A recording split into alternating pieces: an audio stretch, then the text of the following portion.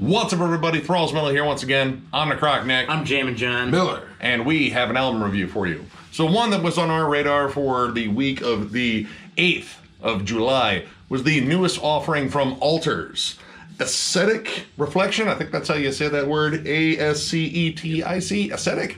Sure. This comes out on Everlasting Spew Records. This band formed in Australia in 2005. This is only their second full length, though it has been 9 years since their first album. Now, reason being, they broke up in 2016 and reformed last year, and reformed with a new member, Brendan Sloan, on bass and vocals. Now, I heard about this band courtesy of their first album, Paramnesia, which I think was pretty damn good. It's very much in the vein of like Immolation, Morbid Angel, Incantation, but with a fair amount of distant atmosphere in it.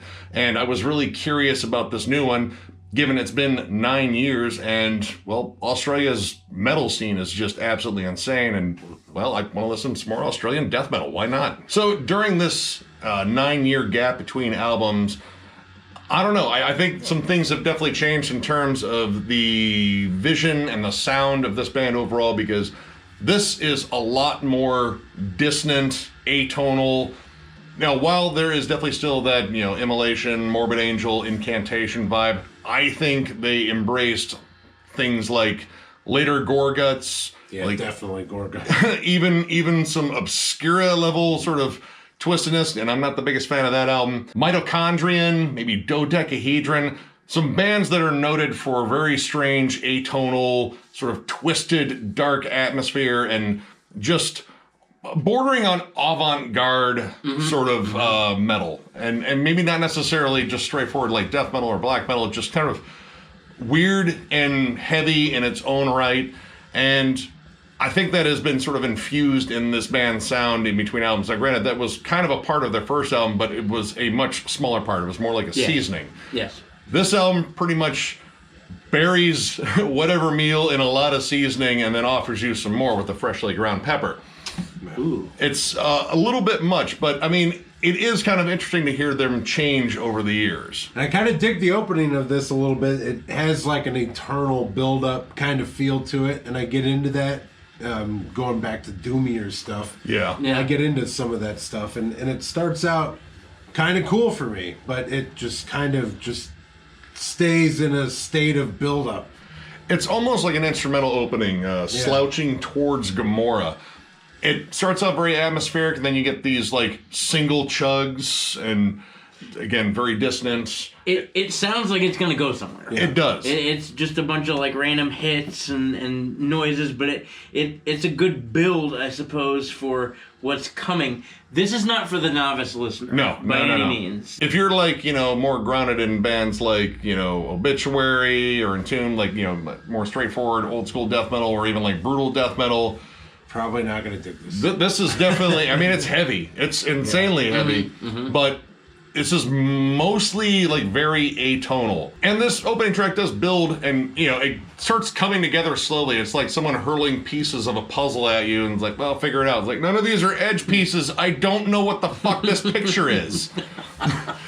It's kind of confusing. The whole intro kind of sounds like a twisted transition stretched out over an Incantation song. Like, it's one of their just wild transitions into like a slow to fast part, because, you know, Incantation's known for those rapid shifts. And then when you get to the actual first track that isn't an intro, Perverse Entity, we're off to the fucking races here, and the races are weird. The track doesn't make sense. It dips in and out of different realities. It's fucking wild. Yeah, now they do, there are notes that are repeated in the riffs, and they do a decent job of hitting those notes in a different way and still repeating those notes to kind of latch onto a little bit, even though it is very frantic and chaotic and changing. I did notice there are certain notes that are revisited, which for me I was able to latch onto that. But even in like terms of like standard like death metal hooks, like this isn't that. No. There's lots of chug in this song, but it is so chaotic. in every sense of the word. Like the riffs are there, but holy God, you got to work to fucking find them. Yeah. And the transitions are nuts. That in Luminous Jar, the next track, and I feel Which like just takes that to a whole nother thing. No, there are transitions I flat out just don't understand in there. Like the opening is absolutely furious. Starts off, almost like a Hate Eternal song. Like it's just pummeling and it's ugly, it's distant, and then the sharpest transition to Neurosisville happens, and I was like, what? This is like the first time I took Adderall. But it just starts out like, ah! And then it calms down, and then you're tired. But then it explodes again. But Yep. one of the issues with how this album starts is it starts off so chaotic. Like there isn't much for like the listener to latch onto in terms of like a riff or a melody or a distinct hook or even like sometimes a drum pattern, because it just shifts around so crazy. Like the first 4 tracks of this album are the soundtrack to being shot directly into the center of a black fucking hole. It's just nuts, and it's probably ripping you apart. It's very like George Carlin type. It's just, there's no transition. Now we're on Barnes. All right, Barnes. That's what we're talking about now. And Dissonance, and Chug, and Dissonance. And Weathercocks. But it's not all absolute chaos, which is good. There is something to latch on to. The back half, if you were to take this record and split it in half, first 4 songs are nuts. The last 3-4 songs are actually pretty decent. The title track, Ascetic Reflection, kicks in the door with chaos again, but there's some groove finally. There is something to latch on to. The vocals are fun. It's probably the most cohesive song, I think, on the record at this point. Yeah. It sticks mainly to the brutality, I think, is the main thing. And I think Atmosphere comes second on that song. Because that was kind of an issue on this album in its entirety, is I think Atmosphere came first and then the riffs came second. And that kind of means the songwriting kind of, came second. Like, this was kind of designed to make you feel unnerved. Like, this is, just very chaotic. It's very ugly. It's very comparable to Portal. In fact, I think maybe in that 9 years they were gone, they were probably kidnapped and stuck in Portal's basement and forced to listen to their albums. Like, this is what you like now, isn't it? Yeah, with this Clockwork Orange, like the eyes are peeled open. Yeah. Just watching fucking goldfish fuck each other. Yeah. And except the guy administering the drops has got a giant clock for a head. That's not horrifying in any way at all. At all. Please don't come for us, Portal. But this song has a lot of elements, and they do a good job. I think they all work well together, and that's why this title track is one of the stronger songs on this album for me. It does just a good job of keeping your attention during the crazier back half of the song, because it does get a little crazy, but it seems to fit well as opposed to the other songs. Honestly, the end of it, and it was kind of strange because I don't know if I've referenced this band very much, but it kind of goes in like almost like a noise rock breakdown, and it kind of reminded me of Today Is the Day. Like, it doesn't sound metal heavy, but it's very noisy, and especially that first album. Yeah, the first Today Is the Day. Yeah, it's just dissonant, and I mean, I would say like Temple of the Morning Star. Like, there's elements in there that I thought were, it's kind of a different kind of heavy, and honestly, it's its own kind of hook. And again, because the noisiness kind of came second to actually delivering some very catchy riffs, that song gelled really well. And opening the passage, the giant almost closer in here to the second to last track. Honestly, in terms of a longer song doing pretty much everything they do, I think this is probably the best track in the album, just in terms of like how it weaves through all the chaos. It does it with hooks, and the transitions are much smoother. I think this is just a nuts song, but again, it's a nuts listenable song. It has stuff to latch onto, and I think that's kind of important. It flows very well between the ideas of that song, and then it like the ending too. It kind of gets to that point where you're like, okay, it's kind of dragging, and then it ends, and you're like, that's great, that's awesome, perfect. Yeah. Yep. You capped it off Good perfectly. Good job. Yay. We made it through the other side of the black hole, and we're probably still dead, but This We is what, made it. This is what happens when they turned on the Hadron Collider just recently. This is the song opening the passage. This is exactly what played the second they turned it on. Just some strange Lovecraftian creatures crawling out of a fucking dimensional portal we opened. It's no big deal. We're going to be fine. Exactly what's going on. Right Totally what's going on. That's fun to Should be say. totally freaked out Lovecraftian right creatures now. crawling. Yeah. Ooh. So Coming for you. yeah, I mean, I don't think guns are going to stop them. We're pretty well fucked. Nope. It's been a good run. But alas, I still had some other issues in terms of like getting going sometimes. Sometimes it takes a little bit. Like I said, the first 4 tracks, it didn't really, grab me as much as, the next 3 after it. But one that really dragged for me was the song Black Light Upon Us, which is the longest song on here. It's almost 8 minutes. And for about 6.5 of it is kind of just one thing. It's, dissonant strumming and then a big doomy chug and some cavernous vocals. And then that's the first 6 minutes, really. Yeah, and it's weird because it on the whole, it seems like it would build nicely. Like you're like, okay, this is going to be really cool. But it never really fully kicks in. And then it even toys with you when it gets to that big doomy chug. When the drums come in, you're like, all right, here comes a groove. And then it doesn't happen. And you're like, what the fuck? Yeah, when that change happened, I was looking to see how much time was left. I was like, dude, there's only like a minute and a half left. Like, how long have we been stuck here? Do I need to shave? What the fuck? And that issue kind of repeated in the last track, which is kind of an outro.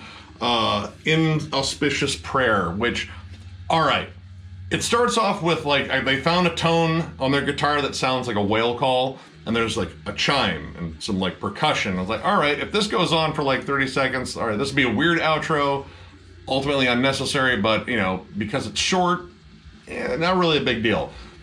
This song kind of keeps building, and then it just stops. There's no payoff. And that just drives me nuts because honestly, if you're gonna latch me in that long, I just want to see like some sort of payoff. Like this feels like the intro to a longer song, and it just feels like an incomplete thought.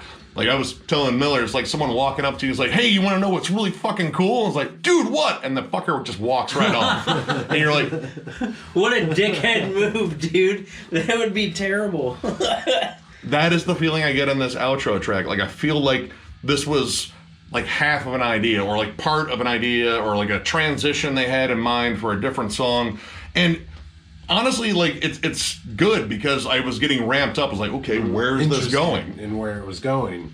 And then And then it doesn't go there. Yeah, as I saw that little red bar fill up, I was like, this isn't going to go anywhere. It's just going to stop. This is gonna end. Yeah. Why? Yeah. And that's just, this album and as a whole is just, I don't know, it's strange. It's put together very oddly. I really don't have any gripes about the production. I think the production's pretty decent. Muddy. A little muddy, but I mean, this is sort of chaotic, dissonant, angular, weird death metal. So I think a little bit of mud's gonna creep its way in there. Plus, if it's too pristine, I don't know if it would sound right. I think it sounds good for what it is. Yeah. And what it's trying to do. And what it's trying to do is melt your brain until it oozes out of your nostrils. So you can feed it to the Lovecraftian creatures that came out of the Hadron Collider portal. That definitely happened. 100%. But overall, man, I gotta give this 2.5 stars. It's okay. Like, that's not the worst rating. That's, halfway point on our scale. But I feel like there was a lot left on the table. And the way this album opens, it sets you up into just pure chaos. And it's hard to latch on to stuff in there. And me being a bigger fan of their debut, which definitely had its chaotic moments, but it was riffy. There were hooks, and I could actually latch on to parts. This is just very difficult up until you get to the title track, which kind of shifts the whole album. Like, it finds a way to stay dissonant, and atonal, and weird, but it actually gets catchy. And, the songwriting just seems like it comes together on those last 3 tracks before the outro, which, it could have been a cool track. But, I may have just had my sights set too much on stuff that sounded like the debut, but it's been 9 years, and there's been one new member in there. Things change. Maybe they wanted to embrace their weird side, and I mean, it's definitely strange. It's definitely creepier than hell, but it didn't grab me as much as I would like to. But at the same time, if you love shit like, again, Mitochondrion, Portal, Immolation, Gorguts. later Gorguts specifically. Check this out. It's a fucking nuts sounding album. I'm just not as into it, but you might really dig it. I'm going to go with a 3 out of 5. Even though the first half of the album, there's some problems there, maybe structure and chaos. But in the second song, I did find those notes that he was trying to hit and revisit in a different way. So I was able to weave my pattern through that chaos, which I think some of the listeners will be able to as well. And in Blacklight Upon Us, that riff that does repeat forever is really cool. I dig it, and I dug it for the first even minute. But the other 5 were getting rough, man, getting rough. Like 8 measures. That might have been perfect. Yeah. And then my notes for the last song. Great build up into absolutely fucking nothing. That riff right before the ending riff has a great anxious falling over a cliff kind of feel to it, and it stops. And there needs to be the fucking frantic dive. Yeah. I want that dive. I want that feeling of that, and it's like nothing. I'm gonna give it a 3. I like music like this. Although I will say that even within chaos, there needs to be a little bit more to latch on to sooner. Yeah. Because really, the first few tracks, there's parts in every song that grab me. It's just unfortunate that those parts don't last a whole real long time for the most part. And I like really chaotic things. Again, one of the things I've always liked most about metal is that you don't understand it right away. And so you have to spend a little bit of time with it to try and figure out and understand. And while I like music like this, and certainly the bands that, this definitely sounds like, it doesn't quite gel the way it should until you hit the midpoint of the record. Now, by the time you do hit the midpoint of the record, it's pretty fucking solid. Yeah. But where was that? That was a really kind of hard shift, especially coming off the first album, which whoops ass. I mean, still it was decent, and I think I'd like to spend a little bit more time with it. And again, I kind of like chaos. 3 out of 5. Wasn't bad. Wasn't the greatest, but it wasn't bad. So, if you enjoyed this review, give it a thumbs up, and if you are new to the channel, subscribe, because we do stuff like this all the time. We are also on Patreon. If you'd like to help us out there will be a link down below. There will also be a link down there to thrallsofmetal.com. And as for other news, Deathfest stuff. Deathfest stuff. We are moving along really well. I think the last time I talked to those guys, we were at 17 confirmed acts. Of which we are going to have the pleasure to start releasing to you here very soon. In days, you will find out the initial lineup of the Denver Death Fest. Looking forward to it. Again, it's in Denver, because where the hell else would it be for the Denver Death Fest? Denver, Antarctica. You heard it. Denver, Saskatchewan. You can drive there. Wapakoneta. Ski. In Poland. Yep. Will be happening this fall, September 30th, October 1st, and October 2nd of 2022. Again, we're looking forward to this a lot. It's going to be a lot of fucking fun. So if you see us there, pop by, say hi, tell us, I can't believe you rated this Altars album so damn low. To me, mostly. Yeah, to you mostly, you fuck. It happens. But as always, thank you all so much for watching, liking, subscribing, all that stuff. Again, we love doing this. We love seeing this community grow. It's been a fucking awesome ride so far. And we love doing this shit, and there's plenty more coming. So with that, once again, thank you all very much. We will catch you later.